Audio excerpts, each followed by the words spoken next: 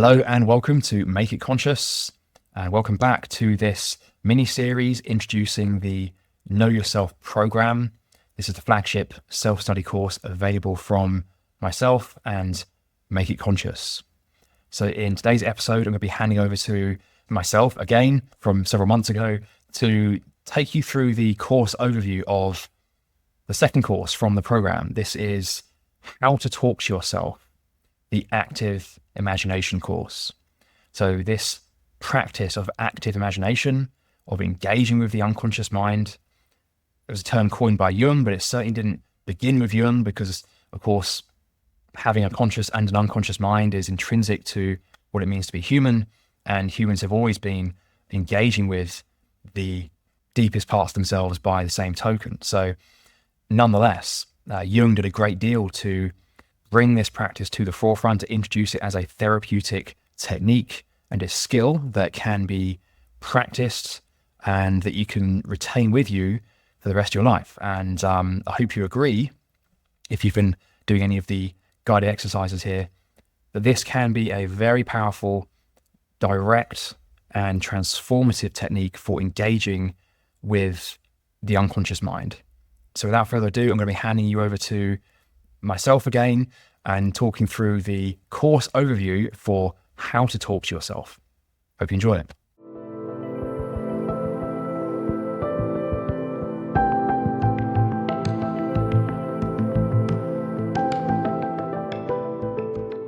Okay, so welcome into this course on active imagination. You may have tried some of the exercises on the Make It Conscious YouTube or the podcast, and I have for some time been saying that I will be releasing some content that talks more about the how-to, because there's certainly a place for guided practice. And in the long-form video article that I released on active imagination, I talked about the benefits of guided practice versus unguided practice. However, there is absolutely a place for both, because each have different emphases, each have different benefits, but not least also because this is all about the path of self-knowledge, right? It's all about attaining to greater freedom. It's all about attaining to really who you are. And, it's about understanding that and becoming it. So within that, there is a necessity for this skill of talking to yourself, the ability to engage with and reconcile all aspects of oneself. And that is a skill. And so it's necessary at some point to also learn this as an actual standalone practice. And the Jungian practice of active imagination, if I just bring up some slides here, is in some sense nothing new, right?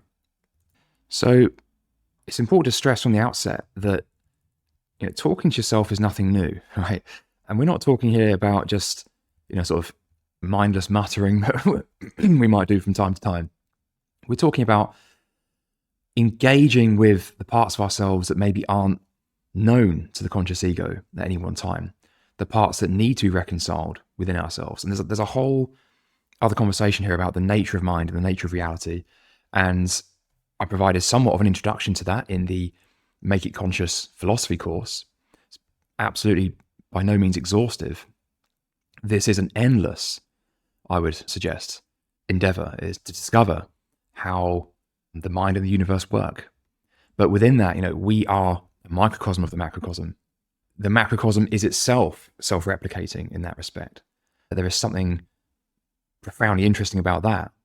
But, the fact that we are in ourselves replicating this very process that spirit is undergoing on a larger scale. And the bounds between them aren't that clearly defined either. So when we talk about you, what do we really mean? When we're talking about talking to yourself, what does that really mean? What do we mean by talk, and what do we mean by yourself? Where does yourself start and end?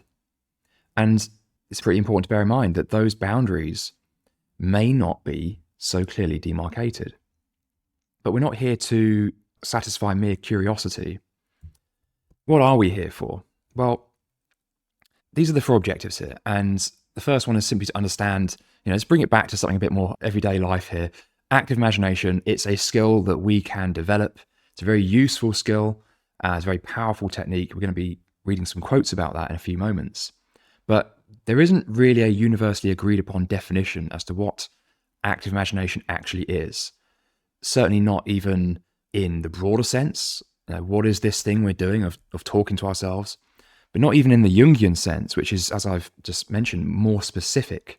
It's really a Jungian take on something that humans have always been doing. And Jung himself didn't even define it. So it's subsequent thinkers that have put their own words to it, their own definitions to it, and honed the technique even further. But then it's not uncommon to find that some of this literature is quite prescriptive. Like, if it does this, it's active imagination. If it doesn't do this, if it doesn't include this, it's not active imagination. Well, I think we need to be quite careful of that, because this is not a strictly Jungian technique.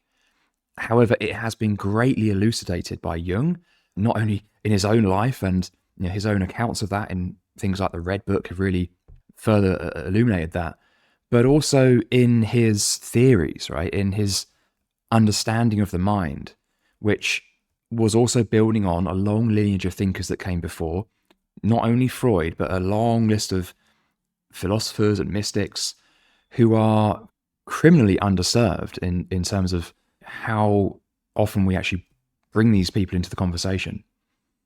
So Jung contributed incalculably, and yet he himself was standing on the shoulders of giants, to say the least.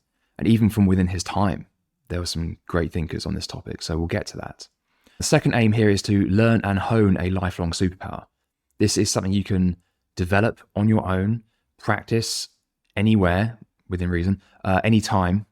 And I do think it is something akin to a superpower. It can lead to insights about yourself that are very hard to attain through other means, perhaps not without great cost in some cases, or through incredible struggle, which, hey, is part of human existence. But active imagination provides a safe and versatile way to engage in those deepest aspects of ourselves. And we're going to see how it sits in relation to other practices like meditation on one end, and also perhaps the divination arts on the other. Where does active imagination sit within all of this? And hopefully that will go some way to explaining why the likes of Jung thought this was such an important technique. Thirdly, gaining invaluable self-knowledge, right? As we go through this, we're going to be doing guided exercises. You're going to be practicing it in your own time.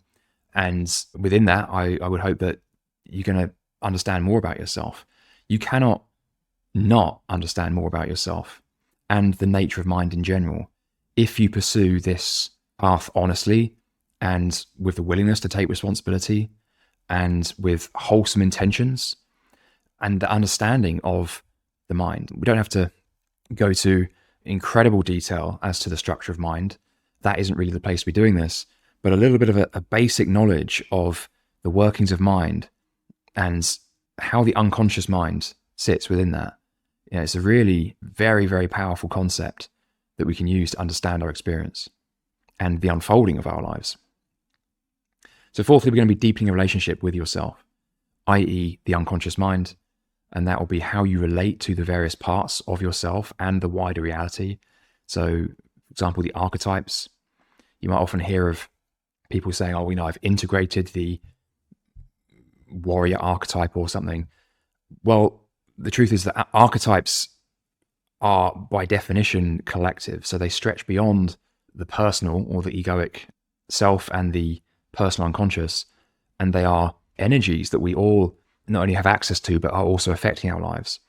And it would be quite a task to become fully conscious of an archetype in all of its existence.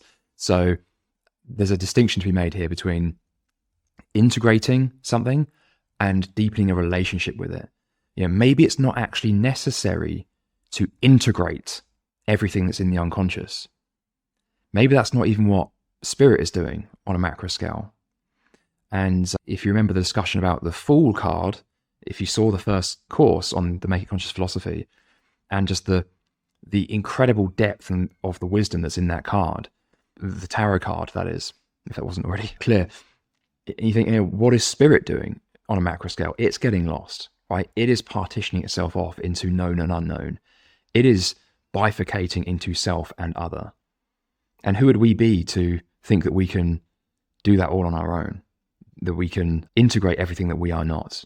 We may certainly have experiences of that, but we may not be able to become entirely whole with everything permanently, right? There's a big distinction there.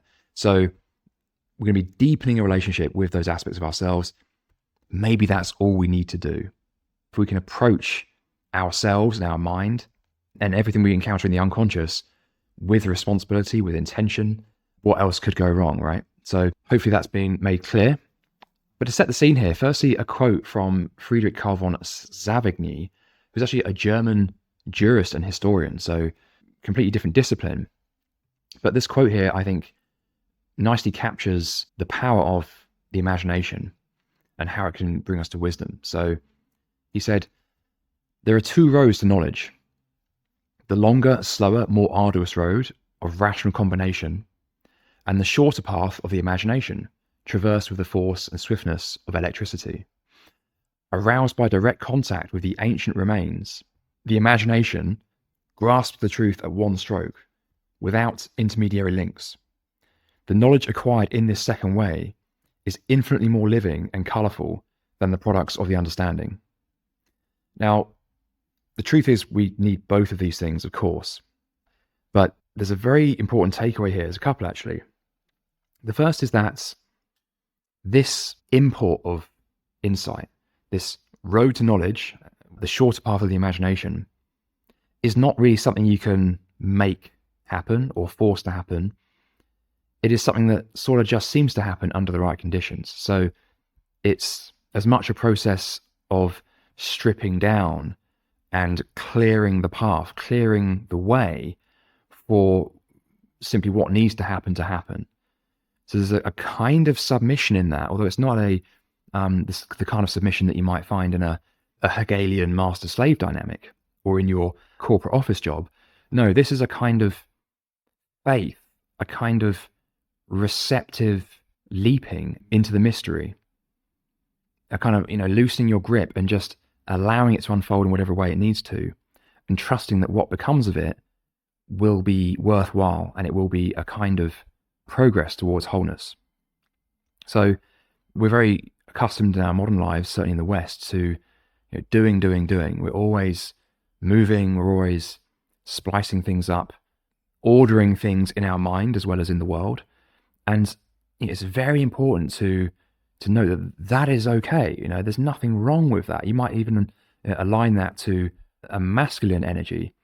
And I mean, in our modern society, despite that being quite a large part of how we live, the masculine doesn't have exactly a good image right now, which is a great shame.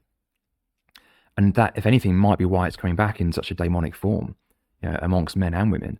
So we need that, and we're going to be going there and not putting that down at all. But it has to be also counterbalanced by this much more receptive, perhaps feminine approach of just allowing things to unfold and having a kind of confidence or faith that what is unfolding is okay and is right. Or that whenever something painful does come up, that's okay too. It doesn't mean it's bad. It doesn't mean it's unwholesome in any particular way. It doesn't mean it doesn't serve any kind of purpose. The feminine is very much about understanding that everything in existence serves some kind of role, some kind of purpose. So there is this kind of download element, this sort of short path to insight. But there's a second point to take from this, which is that there is a kind of knowledge that exists beyond mere sensory experience. So our knowledge is not entirely empirical, right? It is born in experience. Jung certainly believes so. The archetypes themselves are like an accumulation of human experience. However, there is such a thing as knowing something in the same way that if I pick up this notebook or if I pick up this cup, I feel it directly. It cannot be an illusion. Right? It is self-evident that I'm experiencing a sense sensation. Well, that direct knowledge can also apply to the realm of insights. I'm not talking about mere perception or the judgments we then make about such things, the way the ego renders such experience in a way that sort of sounds like it makes sense and can be repeated in words. Because the truth is, the moment you put something in words, it's kind of already one degree away from the actual reality.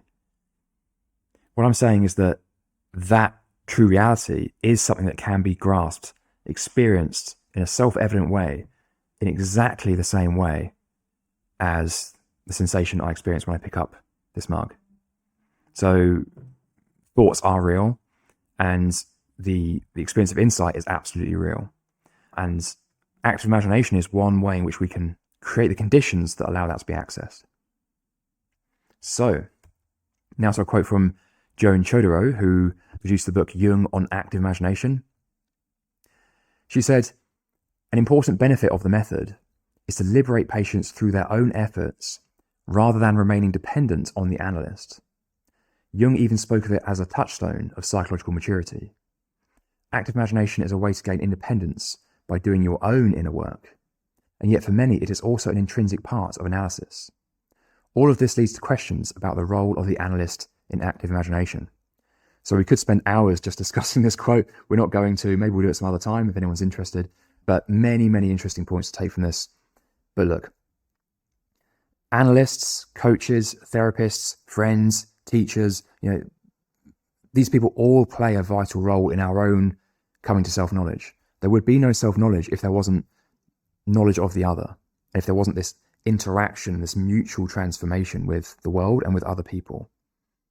However, this is also a personal journey. It can't not be a personal journey. And there is always a risk, maybe it's even a necessary experience, to project what we are onto other people. Now, you would have probably heard much about shadow projection, and hopefully you've also pondered the opposite, or the projection of wholesome qualities onto other people. And this is just as much of a danger as the projection of so-called negative qualities. And not least when we're projecting, say, our inner self, right? Or the archetype of the self onto other people. And, the same can be said about the anima, the animus, mother, father, etc. We see this ideal in the world, but in order to realize that and to make that conscious, we have to bring that internally. Again, it's about not only integrating, but deepening a relationship with that part of us. So there's really a need for a very high degree of independence in this. This is what it's all about. So Jung describing active imagination as a touchstone of psychological maturity is also quite significant, because it is probably the place where you will learn most about the state of your own mind. Not only is the ability to perform active imagination in some sense a marker of psychological maturity, if there is such a thing, but also as a tool for developing psychological maturity. It will tell you things about your mind that you could not have found out through any other means. So very much emphasizing the importance and power of this technique, and in contrast to its relative underutilization in our world. As I mentioned, and as we will be examining in more detail, talking to ourselves through various means, whether it's shamanic ritual or psychedelic experiences or any other kind of ritual, daydreaming even, these are all ways of talking to ourselves. But in particular, given what's happened in science and philosophy over the last 300 to 500 years, the notion of doing this as a kind of technique is really shamefully obscure. Of course, we have become very familiar with Eastern meditation in the Western world, which also serves great benefit. But active imagination sits alongside it and addresses a sort of slightly different strata, or even perhaps a different frequency of issue here. So let's hear it from, first let's go to another quote by Joan. She said that the method of active imagination hereinafter described is the most important auxiliary for the production of those contents of the unconscious, which lie, as it were, immediately below the threshold of consciousness, and, when intensified, are the most likely to erupt spontaneously into the conscious mind. So there is a kind of, I don't think anyone's ever given a name to this phenomena, and if they haven't, maybe we should, because the path of self-knowledge is a path, and in other words, it's like a series of steps. It's not really possible to leap. To get to step 9, you first have to get to step 8, and you can't go from step 3 to step 8. You have to go 3, 4, 5, in sequence. And the mind has a funny way of, as it circumambulates the self, there seems to be a sort of common theme to our experience at any one particular point in time. There's usually a number of themes going on, and they sort of interweave and intersplice and come and go, and hence it feels like this kind of circumambulation where you're encountering the same underlying theme or energy in a different symbolic form as time goes on. But there's usually something that's quite prominent.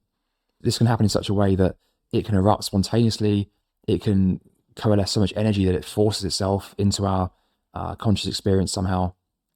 And so active imagination is a very good way for accessing, what is the low-hanging fruit right now? What is the bullseye of my inner work right now? What's really going on for me? Because by the time something's sort of edging its way into conscious awareness, we're starting to become aware of a feeling, we're starting to have some kind of curious dream and we just can't make sense of it, then something is calling for our attention. Of course, it has this great unconscious component.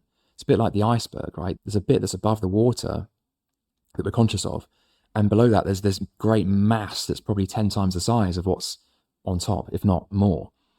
So you can't say it's like completely unconscious, because the very fact that we're experiencing it means that some part of it is coming into consciousness. But at the same time, a great bulk of it is still beyond the bounds of consciousness. And so this mass is trying to come to the surface. And what do we do about that? I mean, who do you ask? What do you do? Is there some kind of rule of thumb where you go, well, I guess this is the time to go and see a therapist, or this is the time to do some meditation? But actually, sometimes if there was a useful reflex in these situations, it might well be, lie down for 20 minutes or however long, find that feeling, find that thought that's just begging to be realized. What is it? Okay, now let's enter into the unconscious mind, let's enter into the imagination, let's open up a dialogue with it, let's do some active imagination. And that can absolutely be a very useful cornerstone of our repertoire of tools to go to when we're experiencing this kind of inexplicable pull, this inexplicable influence of the unconscious mind.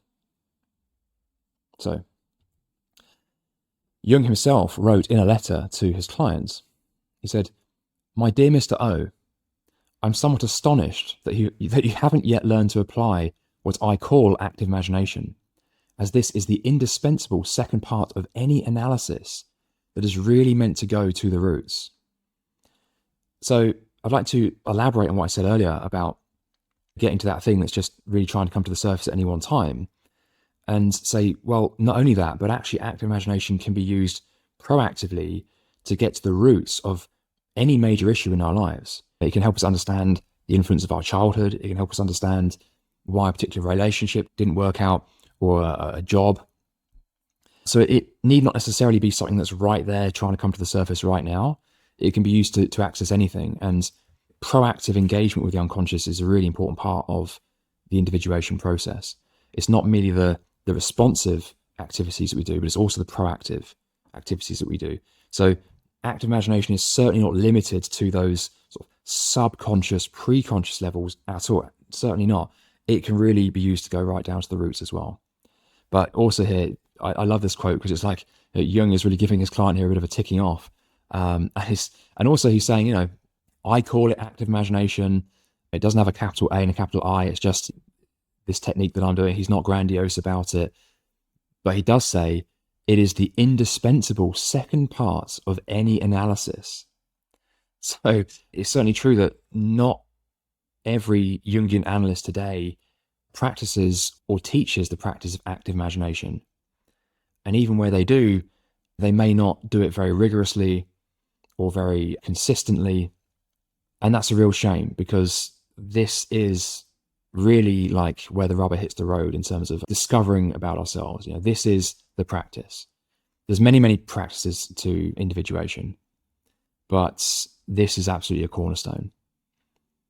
And it can come in many forms. It doesn't have to be a Jungian, Robert Johnson, rubber-stamped approved technique. We're going to get onto that. There's many ways in which you can practice this. That brings us to the end of this episode. So thank you for your time and attention. If you enjoyed it, then please leave me a like and subscribe if you haven't done so already. If you're listening to this on the podcast, I always appreciate ratings and reviews as well. For the Know Yourself program, simply head over to knowyourself.makeitconscious.com, and I'll see you soon.